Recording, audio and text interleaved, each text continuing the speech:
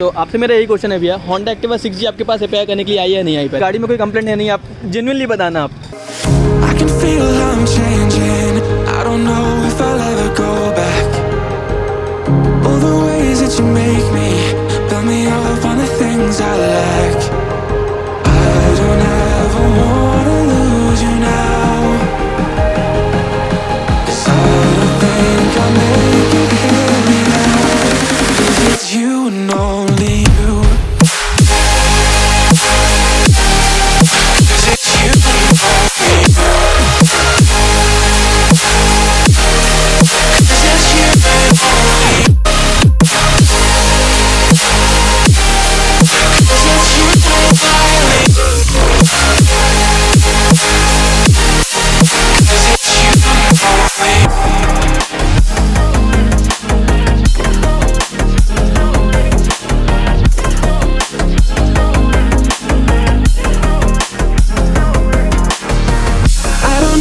So guys आज हम यहाँ पर रिव्यू करने वाले हैं Honda Activa 6G का। आप सभी के कॉमन क्वेश्चन आते हैं कि Honda Activa 6G का रिव्यू तो हो चुका है, लेकिन उस समय गाड़ी लॉन्च हुई थी, अब यूजर्स के ओपिनियन आ रहे हैं। तो इस वीडियो को बहुत यूनिक वे में हम कवर करने वाले हैं। यहाँ पे यूजर्स के ओपिनियन बताने वाले हैं, साथ में ही आपको ये भी बताएंगे कि जो रिपेयर करते हैं गाड़ी को मैकेनिक, उनके पास इस गाड़ी से रिलेटेड क्या कंप्लेंट्स आ रही हैं, वो सभी कुछ इस वीडियो में बताने वाले हैं। तो without wasting any more time, let's go straight into the video. First of all आपको बताता हूँ यहाँ पर जो आप सभी के कॉमन क्वेश्चन रहते हैं कि क्या ये वैल्यू फॉर मनी है या नहीं। तो अब इसका डिसीजन मैं आप पर ही छोड़ना चाहूंगा। यहाँ पर बेसिकली इसका कंपैरिजन दो स्कूटर्स के साथ किया जाता है, एक एक्सेस और दूसरा जुपिटर। अब एक्सेस में यहाँ पर 125 सीसी इंजन है, तो उससे कंपेयर करना कहीं ना कहीं थोड़ा सा गलत होगा। उसके साथ कंपेयर मत करो, क्योंकि उसमें ज़्यादा पावर है, चलाने में वो ज़्यादा अच्छा लगेगा as compare to the scooter. Yes, power बहुत अच्छा है इसमें, नो डाउट, बट वो 125 सीसी स्कूटर है, तो उससे कंपेयर करना कहीं ना कहीं गलत होगा। उसको आप 125 एक्टिवा से कंपेयर करो, बट स्टिल एक्सेस में आपको ज़्यादा पावर मिलती है, ये बात को हम गलत नहीं बोल सकते। ठीक है, अब आते हैं सीधा क्या चेंज किए गए थे 6G में और क्या अच्छाइयाँ हैं। तो चलिए आपको सीधा अपने ओपिनियन से बताता हूँ मैं क्या क्या इसमें आपको शानदार चीज़ें देखने मिलती हैं। पहली चीज़, यहाँ पर आपको इसके टॉप मॉडल में LED हेडलैम्प देखने मिल जाता है, जो बेटर ऑप्शन है। बट यस, होंडा की यहाँ पर एक गलती मैं मानूंगा कि इसे स्टैंडर्ड करना चाहिए। और यस, यहाँ पर कुछ कॉम्प्रोमाइजेस भी हैं, वो भी आपको बता देता हूँ। पहला कॉम्प्रोमाइज जो मुझे स्कूटर में लगा, वो यहाँ पर इसमें अलॉय व्हील्स का ना होना। यस, इसमें ऑप्शन भी नहीं है यार, मतलब ये थोड़ा सा मुझे एक कॉम्प्रोमाइज लगा कि आप खुद देखो यहाँ पर अलॉय व्हील्स नहीं है, तो ये एक कॉम्प्रोमाइज है। अदरवाइज स्कूटर बहुत अच्छा है। अब इसका रीजन मुझे क्या लगता है वो भी मैं बता देता हूँ। एक्टिवा 125 और एक्टिवा 6G की पावर में कोई खास डिफरेंस नहीं है, लगभग सिमिलर पावर है। तो कहीं ना कहीं मुझे लगता है कि शायद होंडा ये गेम प्ले करता है कि अगर आप उस पर अपग्रेड करेंगे तो कुछ ना कुछ तो आपको एडिशनल चीज़ें मिलनी चाहिए ना। तो एक्टिवा 125 में यस आपको अलॉय व्हील्स देखने मिल जाते हैं, डिस्क ब्रेक देखने मिल जाता है, बट यहाँ पर आपको डिस्क ब्रेक और अलॉय व्हील्स का ऑप्शन देखने नहीं मिलता है, जो कहीं ना कहीं एक रीज़न बना देता है एक्टिवा 125 लेने का। अब आते हैं यहाँ पर जो इसकी खासियत है, जिसके लिए ये स्कूटर जाना जाता है। जब भी आप किसी से बोलोगे भाई एक्टिवा लेना है, उसका आप रीज़न जब भी किसी से पूछोगे तो वो दो रीज़न जो बेसिकली सबसे ज़्यादा बताएगा। पहली चीज़ रिलायबल, ये स्कूटर बहुत ज़्यादा रिलायबल है। यस, 10 साल तक लोग चलाते हैं, और जो भी आप इससे काम करो, कितने भी किलोमीटर चला लो, मतलब 50 किलोमीटर के बाद भी स्कूटर चल रहा होता है। यूजुअली दूसरे स्कूटर कहीं ना कहीं लैग करने लगते हैं, बट इसमें प्रॉब्लम नहीं आती। 10 साल तक दौड़ाते रहो, कोई प्रॉब्लम नहीं आएगी। जो प्रॉब्लम आएंगी वो भी मैं आपको बताऊंगा, लेकिन ऐसी कोई खास प्रॉब्लम नहीं आती कि एक्टिवा में बहुत बड़ा कोई इंजन में फॉल्ट है, ऐसा कोई कंसर्न नहीं है। दूसरी बात जिसके लिए जाना जाता है वो है यहाँ पर इसकी मेटल बॉडी। अब आपके सामने मेटल बॉडी का क्वेश्चन तो आता है, लेकिन कई लोग यहाँ पर डिनाई कर देते हैं कि पूरी मेटल बॉडी नहीं है। तो चलिए आपके सामने चेक करते हैं और बताते हैं कि कहाँ कहाँ इसमें आपको मेटल बॉडी देखने मिलती है। सबसे पहले यहाँ पर फ्रंट पर आते हैं, देख लो फाइबर है, ये दोनों फाइबर है। अगेन ये मेटल भी लग रहा है, फाइबर लग रहा है, बट ये मेटल है, ये मेटल है। तो ये यहाँ पर मेटल देखने मिलता है। ये फाइबर है, ये फाइबर है, ये मेटल है। अब इसमें ना थोड़ी हाँ प्रॉपर देखिए कवरिंग लगी है, इसलिए ये आपको फाइबर लग रहा होगा, बट ये मेटल है, ये मेटल, ये मेटल है। ठीक है, अब नीचे आते हैं, यहाँ पर ये भी देख लेते हैं। ये आई थिंक ये 2 मिनट देख लेता हूँ, ये मुझे मेटल टाइप का लग रहा है। ये यहाँ पर मेटल है, ये देखो आप आवाज़ से समझ में आ रहा होगा आपको। रिंग से अगर मैं कर रहा हूँ तो आपको क्लियरली समझ में आएगा मेटल है। ठीक है, अब पीछे आते हैं, थोड़ा सा क्लियर समझ में आ गया साउंड से, मेटल है। ठीक है, तो ये मेटल है यहाँ पर। अब थोड़ा सा पीछे अगेन यहाँ पे अगर आएंगे तो यहाँ पे देखो रिंग को अगर मैं जाता हूँ तो अलग एक फाइबर वाला साउंड आएगा, ये फाइबर है। अब इसके अलावा इसकी कवरिंग है वो यहाँ पर अगेन ये यहाँ पर फाइबर है। तो ये दोनों फाइबर हैं, ये मेटल है एंड नीचे मेटल है, यहाँ पर मेटल है, मतलब आप बोल सकते हो जो जितने भी ज़्यादा पार्ट्स यूज़ करने की कोशिश की गई है, अधिकतर मेटल के यूज़ किए गए हैं। ये थोड़ा सा आपको फाइबर देखने मिलता है, but still maximum parts metal के हैं। जब आपका सामने से कोलिजन होगा तो वो यहाँ पर मेटल ही आपका प्रोटेक्ट करेगा आपको, तो ये अच्छी चीज़ है, मेटल बॉडी दी गई है। अब यहाँ पर एक चीज़ और बता देता हूँ आपको, जो एक कन्वीनियंट चीज़ आई इसमें। सबसे पहले अगर आप यहाँ पर आते हैं साइड में, तो ये चीज़ ऐड ऑन कर दी गई है, जिसका मुझे कुछ खास यूज़ तो नहीं पता, बट अच्छा लगता है, स्टाइलिश लगता है, इसलिए कंपनी ऐड करती हैं। और यहाँ पर आपको जो पास स्विच है, ये जुपिटर में आपने पहले ही देखा हुआ था, अब इसमें भी आ गया है। तो अगेन आपको पास स्विच वाला ऑप्शन ये पहले भी कई स्कूटर्स ऑफर कर रहे थे, बट अब होंडा भी उसी वे में से ऑफर कर रहा है। एक प्रॉब्लम जो कॉमन सभी लोग नोटिस करते थे एक्टिवा के साथ, कि हम लोग चाबी निकालते थे और यहाँ पर इसका जो अंडर सीट स्टोरेज है उसे ओपन करते थे और चाबी उसी के अंदर इंसर्ट छोड़ देते थे, और फिर एक परेशानी बन जाती थी, फिर मैकेनिक को बुलाओ। बट इसके साथ ऐसा नहीं है। चलिए आपके सामने लाइव दिखाता हूँ। देखो अभी ऑन है, ऑफ किया तो ऐसा करोगे तो इसका सीट ओपन हो जाएगा, ये सीट ओपन हो गया। इसको अभी बंद कर देता हूँ, और ऐसे करोगे तो इसका ये फ्यूल लिड ओपन हो जाएगा, ठीक है। लेकिन सबसे अच्छी बात यह है कि जब ये ऑप्शन इनेबल होगा उस समय आपकी की नहीं निकलेगी। आप देख सकते हो की को अगर मैं खींचने की भी कोशिश करूँगा, की नहीं निकलेगी, ये अच्छी बात है। तो अगर आपका अंडर सीट स्टोरेज ओपन है तो हमेशा ये चांसेस बहुत कम रहेंगे कि आपकी की निकल के अंडर सीट स्टोरेज में छूट जाए, वैसा होने के चांसेस बहुत कम रहेंगे। अब कुछ महाशय रहेंगे जो उसके बाद भी ऐसे अगर ओपन छोड़ दें और फिर ऐसे लॉक कर दें, उसके बाद की निकाल के अगर अंदर छोड़ दोगे तो भाई उसकी कोई जिम्मेदारी मेरी नहीं है। बट यस, ये होने के चांसेस बहुत कम है। अब इसके बाद थोड़ा सा ऊपर आते हैं आप, तो यहाँ पर आपको एक बहुत अच्छी चीज़ देखने मिलती है। आपको सामने स्टार्ट करके दिखाता हूँ मैं। आप देखो यहाँ पर, ये देखो, हाँ साइलेंट स्टार्ट है। बेसिकली यहाँ पर जो स्विच है ये ऑल इन वन स्विच बोल सकते हो आप इसे, क्योंकि यहाँ पर इसी से आप ऑफ कर सकते हो, इसी से ऑन कर सकते हो, ठीक है। अब एक इंजन किल स्विच जो आप बोलते हो वही है, लेकिन इसमें अच्छी बात ये है कि अब आपको यहाँ पर जो स्टार्ट करने वाला स्विच था वो नहीं है। दूसरी बात, जो पहले लोग की से ऑन ऑफ करते थे वो अब यहाँ पर नहीं होगा। अब आपको इसके लिए यहाँ पर ऐसे ऑन करना है, ये देखो। दूसरी चीज़ आपने एक नोटिस की, अगेन आपको स्टार्ट करके दिखाता हूँ, ये देखो, आपको कोई नॉइज़ नहीं सुनाई दिया होगा। तो यस, ये है साइलेंट स्टार्ट, जिसमें आपको कोई भी नॉइज़ फील नहीं होगा।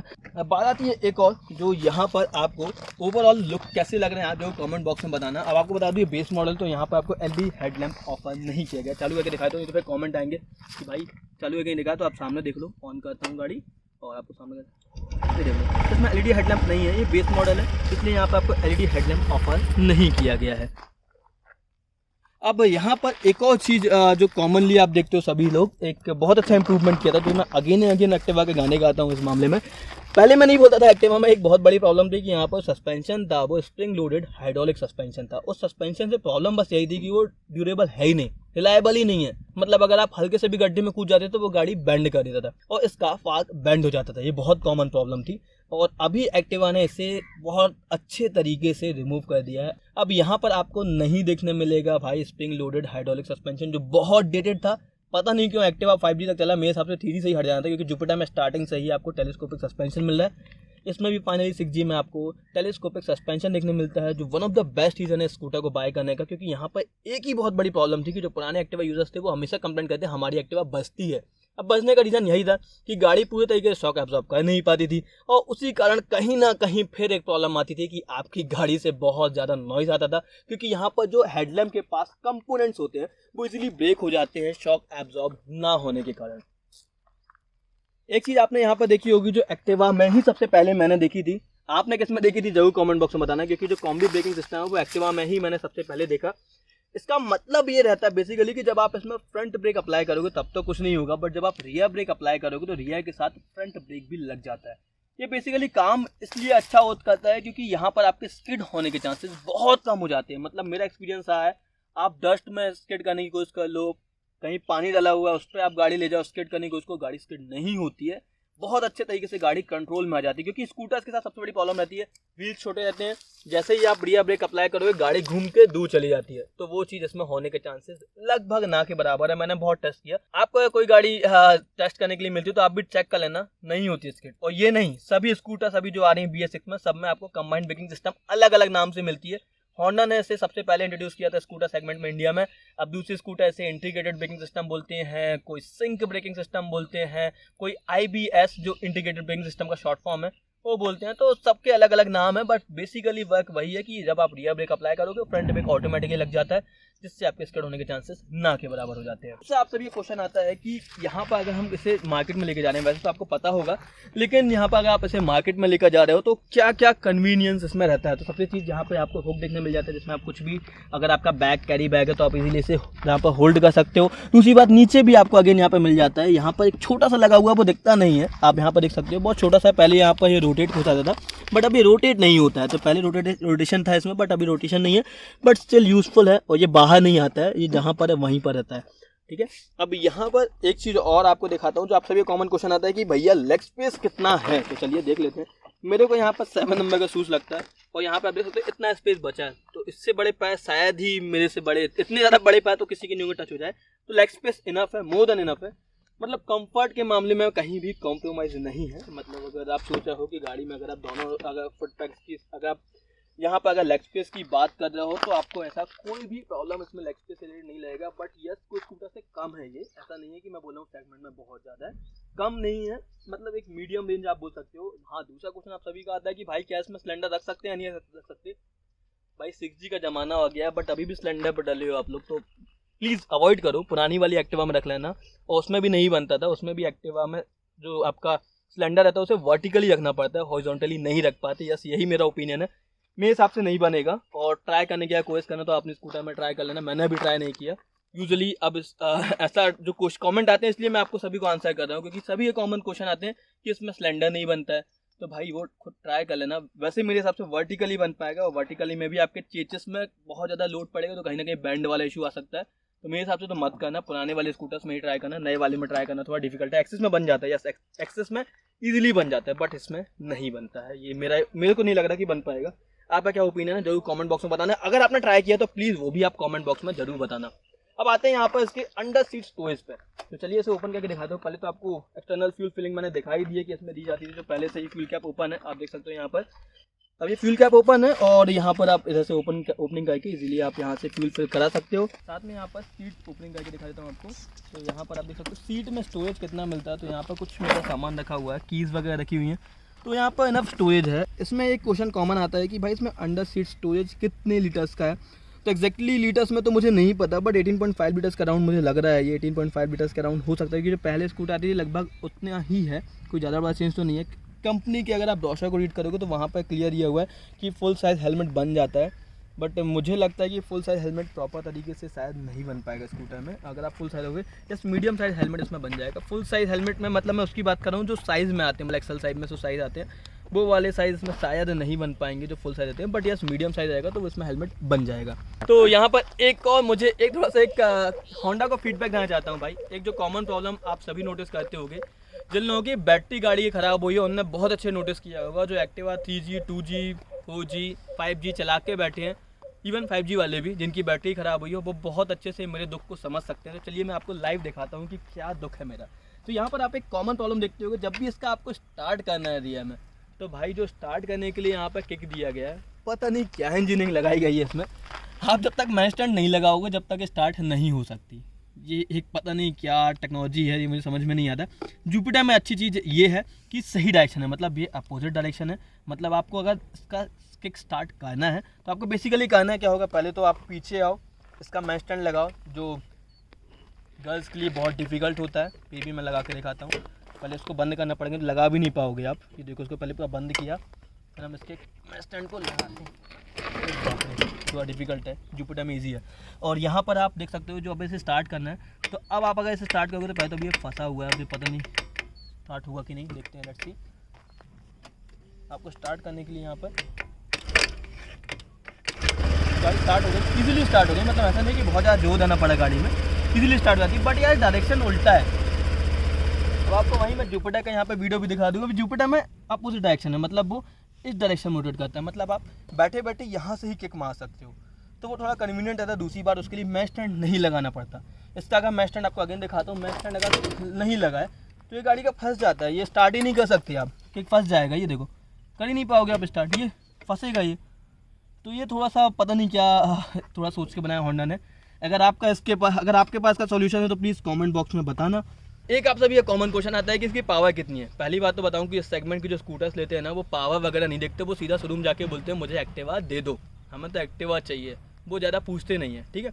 दूसरी बात, जो कंपैरिजन करते हैं वो इसके सेगमेंट के स्कूटर के साथ करते हैं। फॉर एग्जांपल एक्सेस हो गया, जुपिटर हो गया, तो जुपिटर के साथ कंपेयर करोगे लगभग सिमिलर पावर है इसकी, 7.68 PS की पावर है, यानी आप 7.7 PS इसे राउंड फिगर में बोल सकते हो। और वहीं अगर हम जुपिटर की बात करें तो उसकी पावर ऑलमोस्ट सिमिलर है, मतलब सेम पावर है। यस, एक्सेस की पावर से ज़्यादा है क्योंकि वो एक 125 सीसी स्कूटर है, ये 110 सीसी स्कूटर है। और ओवरऑल अगर हम बात करें यहाँ पर टॉर्क की, तो आपको यहाँ पर टॉर्क 8.8 Nm के आसपास मिल जाता है, जो काफ़ी अच्छा है क्योंकि सेगमेंट में इतना ही ऑफर किया जा रहा है और सेगमेंट के यहाँ पे अच्छा टॉर्क ऑफर करता है।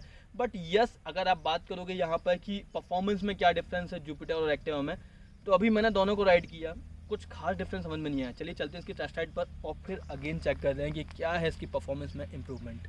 सो now let's go for test ride और देखते हैं इसकी परफॉर्मेंस यहाँ पर रोड्स पर कैसी है। तो अभी आप देख सकते हो गाड़ी कैसी चल रही है। बेसिकली सबसे अच्छी बात इसकी ये है, जहाँ पर मैं ऑफ रोड करके दिखा रहा हूँ, यहाँ पर रोड बहुत अच्छी नहीं है, तो इससे मैं आपको ये दिखाना चाह रहा हूँ कि इसका सस्पेंशन कैसा है, क्योंकि यहाँ पर सस्पेंशन में बहुत अच्छा इंप्रूवमेंट किया गया है और ओवरऑल सस्पेंशन प्रॉपर तरीके से रिस्पॉन्ड कर रहा है। सबसे अच्छी बात ये कि जो पहले सस्पेंशन में प्रॉब्लम थी, शॉक को एब्जॉर्ब नहीं कर पाता था, इसके साथ ये वाली प्रॉब्लम नहीं है, ये शॉक को प्रॉपर तरीके से एब्जॉर्ब कर रहा है। एंड बहुत सरप्राइज्ड हूँ मैं इसकी परफॉर्मेंस से, क्योंकि ये लॉन्ग टर्म में जो प्रॉब्लम आती थी वो स्कूटर के साथ मुझे नहीं लगता अब कभी आएगी। जो सामने के कंपोनेंट बजने लगते थे, वो बजने का रीज़न यही होता था कि सामने जो शॉक एब्जॉर्बर में प्रॉपर तरीके शॉक एब्जॉर्ब नहीं करते थे, उससे ये वाले कंपोनेंट ब्रेक हो जाते थे। बट अब होंडा एक्टिवा 6G में आपको ये वाली प्रॉब्लम बिल्कुल भी देखने नहीं मिलेगी। दूसरी बात, यहाँ पर बात आती है परफॉर्मेंस कैसी है चलाने में। तो अगर मैं पहले से बात कहूँ तो पहले एक्टिवा में एक सडन एक्सलेशन वाला फील देखने मिलता था, बट अब ये फ्यूल इंजेक्टेड है। इसके कारण आपको कहीं ना कहीं फ्यूल इंजेक्शन टेक्नोलॉजी का फ़ायदा मिलता है, जिसमें फ्यूल सप्लाई प्रॉपर तरीके से होती है, जब जितनी नीड होती है उतनी ही होती है, और पावर डिलीवरी आपको कांस्टेंट देखने मिलती है। और सबसे अच्छी बात है, सडन एक्सलेशन नहीं रहता, मतलब अगर आप एक्सलेट कर रहे हो तो आपको ऐसा ही लगेगा कहीं भी कि गाड़ी पे आपका कंट्रोल नहीं है, गाड़ी बहुत प्रॉपर वे में एक्सलेट होती है। देखो आप देख रहे हो कि इतनी स्मूथली एक्सलेट हो रही है, मतलब कहीं भी ऐसा नहीं लगता कि सडन एक्सलेशन हो रहा है, बहुत स्मूथली एक्सलेट होती है। जैसा मैं TVS जुपिटर को बोलता था, TVS जुपिटर में स्मूथली एक्सलेशन होता है, एक्सेस में स्मूथली एक्सलेट होती है, बट यस अब ये भी बहुत स्मूथली एक्सलेट हो जाती है। बहुत अच्छा परफॉर्मेंस लगेगा, मतलब अगर आपने पुराना एक्टिवा चलाया उसके बाद अगर आप ये वाला एक्टिवा चलाओगे, डेफिनेटली आप पाओगे कि इसमें परफॉर्मेंस में इम्प्रूवमेंट किया गया है। दूसरी बात, यहाँ पर अगर आप सिटी में से मैन्यूवर करोगे तो उसका जो हैंडल बार है ना, अब ये सस्पेंशन के बाद से मुझे बहुत ज़्यादा लाइट लग रहा है। जो ओवरऑल कंट्रोलिंग के मामले में इजीली आप मैन्यूवर कर सकते हो। देखो आप इजीली, मतलब टर्न करने में ना बहुत इजीली टर्न हो जाती है गाड़ी, तो ये बहुत अच्छी बात है स्कूटर में। तो एक जो मुझे फीडबैक अच्छा लगा, पहली बात यहाँ पर आपको अच्छी परफॉर्मेंस देखने मिलती है, स्मूथ है, बहुत ज़्यादा पावरफुल तो नहीं बोलूँगा, और जिनको पावर चाहिए वो एक्सेस के लिए जा सकते हैं, बट एक अच्छा स्कूटर चाहिए जो रिलायबल हो, मेटल बॉडी के साथ हो और लॉन्ग टर्म में आपका साथ दे, तो होंडा एक्टिवा एक बहुत ही शानदार ऑप्शन है आप सभी के लिए। अब एक चीज़ जो यहाँ पर आप सभी का कॉमन क्वेश्चन रहता है कि परफॉर्मेंस कैसी है, तो यहाँ पर क्लियरली आपको बताऊं कि यहाँ पर जो सेगमेंट की गाड़ी लेने वाले, मैं अगेन आपसे बोलूँगा, कोई पावर पर बहुत ज़्यादा फोकस नहीं करते। आप उनके सामने बोलोगे कि इतना पावर जनरेट करता है, दूसरा उतना पावर जनरेट करता है, तो कोई मुझे नहीं लगता बहुत ज़्यादा नोटिस करेगा, क्योंकि सेगमेंट वाले पावर नहीं देखते, वो देखते रिलायबल कौन है, ट्रस्टेड कौन है। तो वहाँ पर होंडा एक्टिवा बहुत ज़्यादा ट्रस्टेड है, क्योंकि लोग देख रहे हैं पुराने स्कूटर रोड पर दौड़ रहे हैं, बट ऐसी कोई प्रॉब्लम नहीं आ रही है इंजन में। तो यस, रिलायबल है, पावर 7.68 PS की, अगेन आपको बताऊंगा 8.8 न्यूटन मीटर के अराउंड टॉर्क जनरेट करता है, तो सेगमेंट के हिसाब से काफ़ी अच्छा है, क्योंकि सेगमेंट में इतना ही ऑफर किया जा रहा है और चलाने में गाड़ी काफ़ी ज़्यादा स्मूथ है। तो मेरा अगर आप ओपिनियन मानते हो तो मेरे हिसाब से आपके लिए काफ़ी अच्छा ऑप्शन है ये। अगर आप एक मेटल बॉडी वाले स्कूटर की तलाश में हो तो आपकी तलाश यहाँ पर ख़त्म हो सकती है। और दूसरी बात, यहाँ पर जो कुछ कमियाँ हैं वो कमियाँ बस यही है कि यहाँ पर अलॉय व्हील का ऑप्शन नहीं मिलता है, जो इसके कॉम्पिटिटर ऑफर कर रहे हैं। तो मेरे होंडा से रिक्वेस्ट रहेगी कि आप इसमें अलॉय व्हील का ऑप्शन भी दे दो तो काफ़ी अच्छी बात रहेगी। बट यस, अगेन मैं बोलूँगा गाड़ी पहले से बहुत ज़्यादा स्मूथ हो चुकी है, जो इसमें आपको काफ़ी ज़्यादा अच्छी लगने वाली है। तो गाइज अब यहाँ पर एक और आपको सभी कॉमन क्वेश्चन आता है कि फ्यूल इकोनॉमी कितनी है। तो यार ये ना टोटली अब आप पे डिपेंड करता है, क्योंकि यहाँ पर इसकी फ्यूल इकोनॉमी अराउंड 45 से 50 kmpl के आसपास आपको मिल जाएगी नॉर्मल कंडीशन में। बहुत ज़्यादा फ्यूल एफिशिएंट वे में चलाओगे, यानी ब्रेक कम यूज़ करोगे, एक्सलेट कम करोगे, तो आपको हो सकता है और अच्छा माइलेज देखने मिल जाएगा, यानी 55 kmpl के अराउंड मिल जाए, 60 kmpl भी मिल सकता है हाईवेज में। बट अगर आप एक्सलेट बहुत ज़्यादा करते हो, सडन एक्सलेशन करते हो, इकोनॉमी वाली जो यहाँ पर दिया लिखा हुआ है इस वाले ऑप्शन को छोड़ के 60-80 पर चलाओगे, तो भाई ऑब्वियस सी बात है माइलेज कम होगा।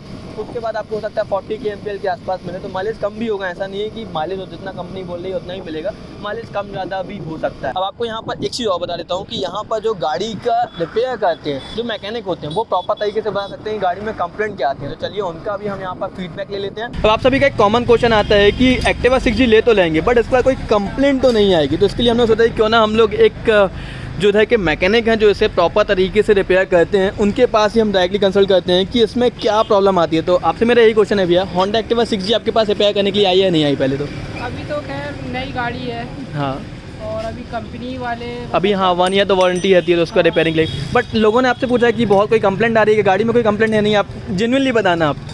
अभी तो कोई कंप्लेंट नहीं आई है, अभी न्यू है, इसलिए कंपनी ज़्यादा ले रही है और अपन लोग हाँ सुधारते भी हैं, हाँ है ना। फ्यूल इंजेक्टर दिया उस पर है। हाँ, अभी सस्पेंशन की बीमारी रही, सस्पेंशन या होंडा एक्टिवा 5G में एक बहुत बड़ी प्रॉब्लम थी। देखो आप देख सकते हो सामने यहाँ पर लगी हुई है गाड़ी, इसमें सस्पेंशन बहुत ही बेकार था। इसका स्प्रिंग लोडेड हाइड्रोलिक सस्पेंशन था जो बहुत प्रॉब्लम करता था, बट 6G में प्रॉब्लम सॉल्व हो गई है। और आपका इस पर क्या फीडबैक है, क्या इस पर कोई प्रॉब्लम आने के चांसेस लग रहे हैं? नहीं है, अभी तो चांस नहीं है उस पर, सस्पेंशन अच्छे दे दिए उस पर। ओके, एंड अगर जो कंप्लेंट प्रॉपरली अगर 6G की बात करें तो इसके अलावा कोई कंप्लेंट आई आपके पास कि कोई प्रॉब्लम आ रही है गाड़ी में, ऐसे कोई कंप्लेनर आई कि आपके पास नहीं, अभी तो नहीं आई है 6G में? तो अगर मैं आपसे एक क्वेश्चन कॉमन सा पूछूंगा, होंडा एक्टिवा, जुपिटर और एक्सेस तीनों में आप कौन सी सबसे ज़्यादा रिकमेंड करोगे? अभी तो एक्टिवा अच्छी है। एक्टिवा अच्छी है, आपने फाइनली ओपिनियन देख लिया भैया का। और अगर आपको कोई भी गाड़ी की सर्विसिंग या रिपेयरिंग करानी है तो मैं आपको यहाँ पर बोर्ड दिखा देता हूँ, आप ग्रीन सिटी में यहाँ पर विजिट कर सकते हो। देखा तो आप यहाँ पर विजिट कर सकते हो और अपनी होंडा एक्टिवा के अलावा जो भी 2 व्हीलर है सभी की सर्विसिंग यहाँ पर आपको देखने मिल जाएगी। तो थैंक यू सो मच भैया, एंड आई होप आपको वीडियो पसंद आया होगा। अगर पसंद आया तो इसे लाइक कर देना, चैनल को सब्सक्राइब कर देना और बेल आइकन पर क्लिक करना बिल्कुल भी मत भूलना।